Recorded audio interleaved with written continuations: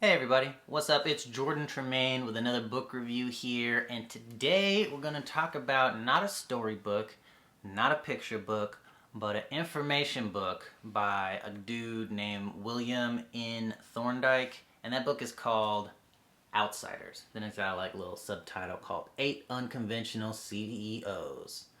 So, this is a book we're going to talk about today.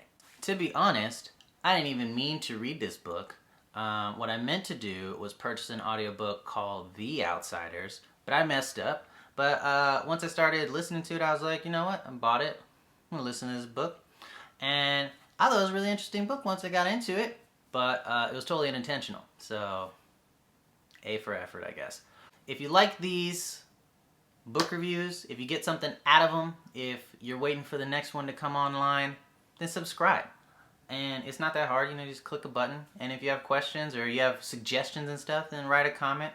Also, fairly easy, but I would recommend that you interact if you want to get more out of it and if you want to be updated on book reviews that I do in the future.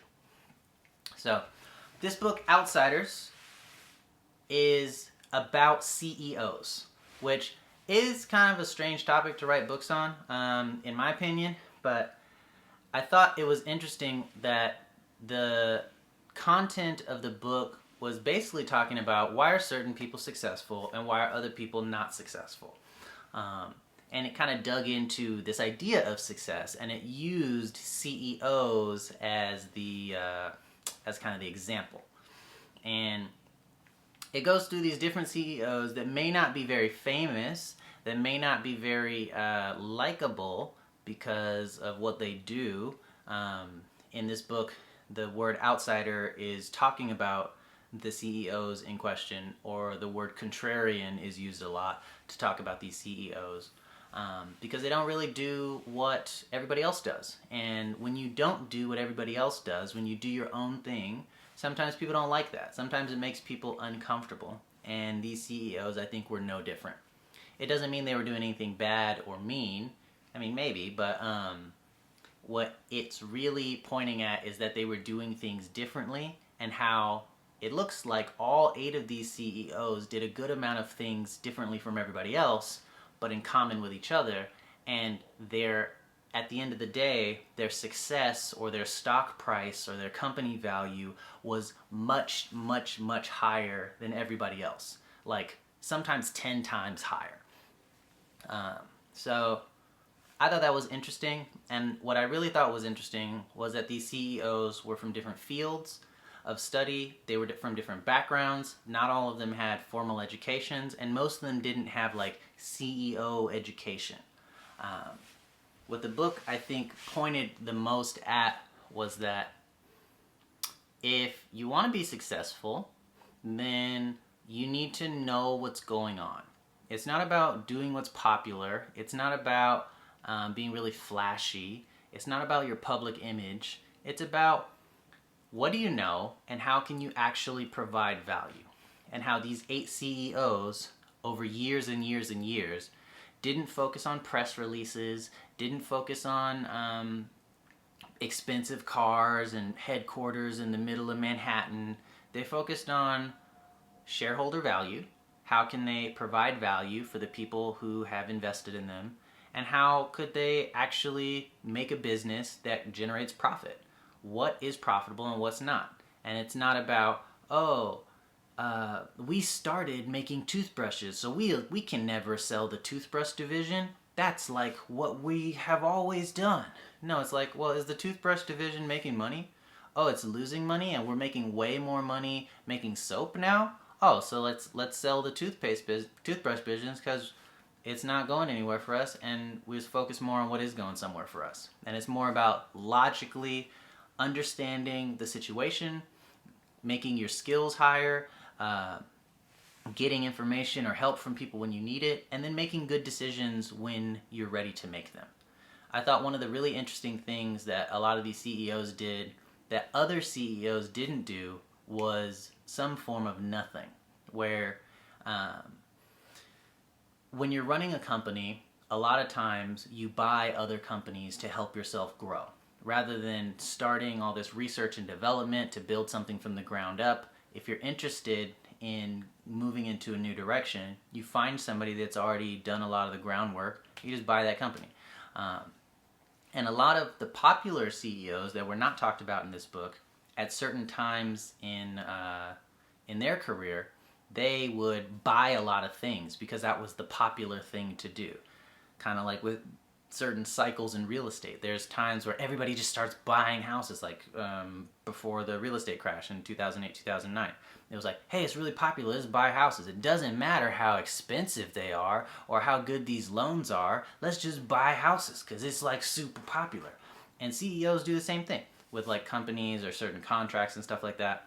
But what made these outsiders different was they looked at deals and they were like, does this deal make sense? Does it meet my criteria? Not, is it the popular thing to do, or, oh, all my other competition is doing it, so I need to do it. It's like, does it make sense? And most of the time the answer was no. And the interesting thing was, in more than one case, just kind of like with the real estate thing, everybody was buying houses, and then it collapsed, and everybody had to sell their house. But now all these brand new houses are on sale because everybody that couldn't afford it was buying them up like crazy. But now they're all on sale because we realized nobody could afford it. And the CEOs did the same thing, where like, now that things are on sale, things are cheap, now that everybody's tested things out and tested the waters so we know the technology works or whatever, now let's invest in it, now that we know it's a good investment. And they made gradual steps over time, rather than trying to like post good numbers for the quarter or look really good and stuff like that. They were just like, we're just gonna do really good when it makes sense.